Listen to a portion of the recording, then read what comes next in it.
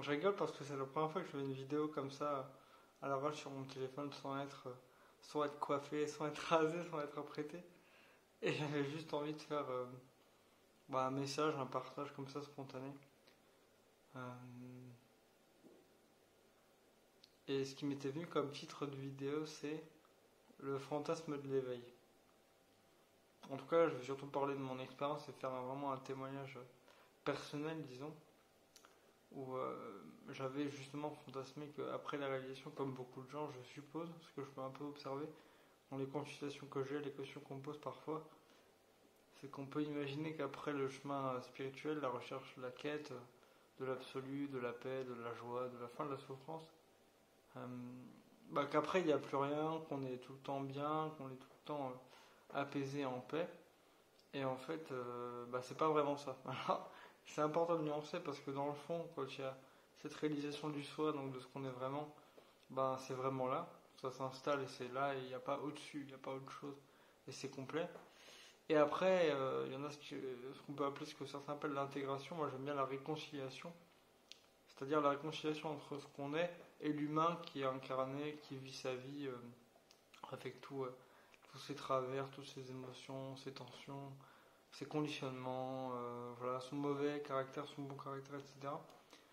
Et au moment où je tourne cette vidéo, justement, je suis un peu dans une phase de désillusion. De désillusion, parce que justement, en tout cas, quasiment tous les jours, c'est un petit peu la PLS. C'est-à-dire que je suis vraiment dans des états émotionnels. Enfin, il y a beaucoup d'émotions qui circulent, c'est très puissant. Et je sais qu'au fond, c'est libérateur, hein, ça demande juste à être vécu en conscience, à rester tranquille et à laisser passer les vagues successives. Hein. Ça peut être de la colère, de la tristesse, de la peur, des vieux schémas, ça peut être des traumas aussi d'enfance, ça peut même être des choses qui appartiennent pas au petit personnage mais qui a été transmis de génération en génération. Et le partage là, je le fais spontanément pour moi, on va dire, de moi à moi.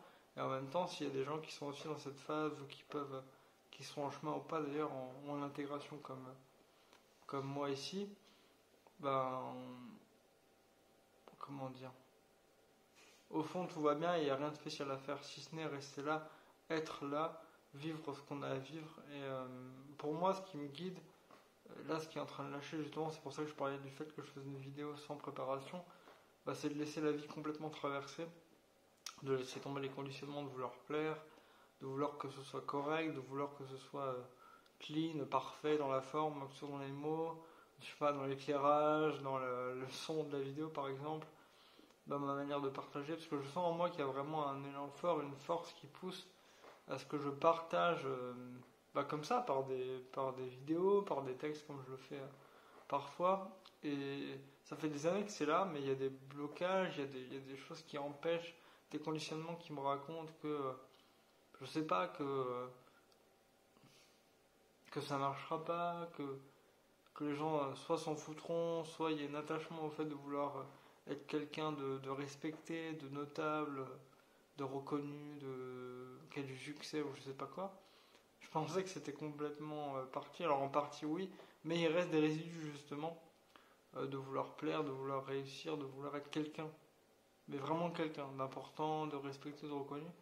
Et ça je sens, en faisant la vidéo c'est un peu le cas, je sens que c'est en train de me pousser à laisser tomber ça. Voilà, alors je sais pas du tout pourquoi je raconte ça, mais c'est comme ça se présente. Et en fait, tout demande à être accueilli de toute façon, toutes les couleurs. Les parties les plus noires de l'humain, de l'inconscient, que ça nous appartienne ou pas, entre guillemets, en tant que personne ou en tant que conscient collectif, tout doit être goûté. De toute façon, ça l'est déjà. Ça l'est spontanément. Qu'on résiste ou pas, c'est la même chose.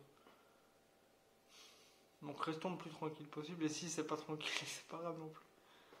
En fait, on s'en fout. On s'en fout. On peut se laisser tranquille. On peut vivre tous les paradoxes possibles de l'humain, du non-humain, toutes les théories qu'il y a sur le vécu direct de ce qu'on appelle la non-dualité, des concepts, des points de vue, tout est ok.